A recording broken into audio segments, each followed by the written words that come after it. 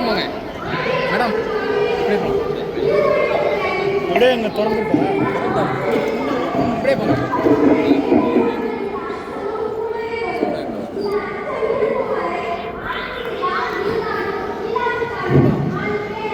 தமிழே வணக்கம்.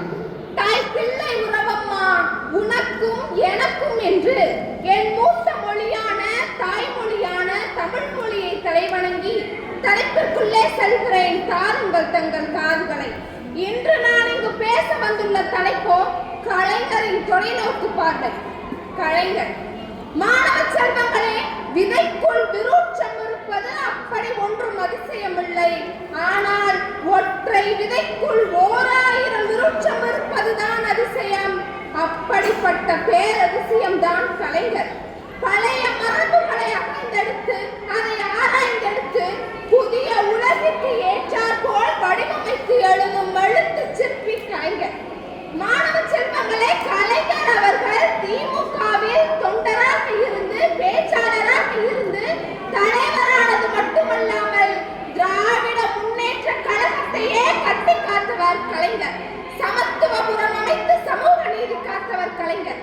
நவீன தமிழகத்தின் சிற்பியாக விளங்கிய கலைஞர் தன்னுடைய தொலைநோக்கு பார்வையின் மூலம் இந்தியாவையே திரும்பி பார்க்க வைத்தவர் கலைஞர்.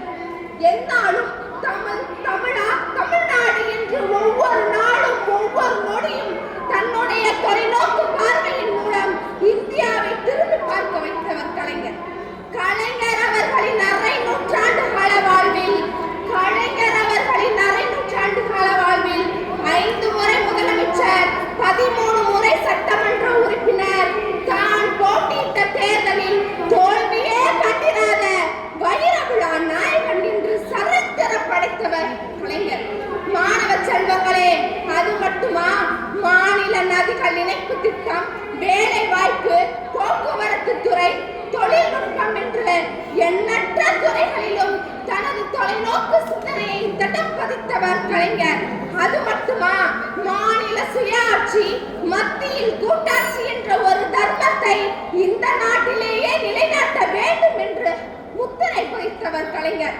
பெண்களுக்காகவும் பெண் உரிமைக்காகவும் அயராது பாடுபட்டவர் தான் நம் கலைஞர். குடும்பத்தில் சொத்துரிமை, பெண்களை ஓர் உயிராக கூட மதிக்காமல் இருந்தவர்கள் மத்தியில் அவர்கள் பெயரிலேயே உயிரெழுத வைத்தவர் கலைஞர். பெண்கள் காவல் நிலையம், 33% இட ஒதுக்கீடு, விதவை மறுமண திட்டம். கணவனை இழந்த பெண்களை எதற்காக விதவை என்று அழைக்கிறீர்கள்? விதவை என்ற சொல்லில் கூட பொட்டு இல்லையே. கைப்பெண் என்று அழைத்து பாருங்கள், ஒன்றுக்கு 2 பொட்டு வைக்கலாம் என்று அவர்களின் வழியை உணர்த்தியவர் தான் கலைஞர். கலைஞர் பெண்களுக்காக தீட்டிய திட்டங்கள் இன்று அவர்களது வாழ்வில் வைரங்களாக ஜொலித்துக் கொண்டு வருகிறது.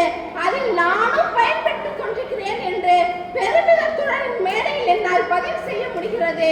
ஆதலால் மாணவ செல்வங்களே, பெரியார் அவர்கள் இவ்வுலகில் இல்லை என்றாலும் அனைவர் உள்ளத்திலும் நீங்காமல் வாழ்ந்து கொண்டுதான் இருக்கிறார்கள் என்று கூறி, வீழ்வது நாமாக இருந்தாலும் வாழ்வது தமிழாகட்டும் என்று கூறி வாய்ப்பளித்தமைக்கு நன்றி பாராட்டுகிறேன். நன்றி, வணக்கம்.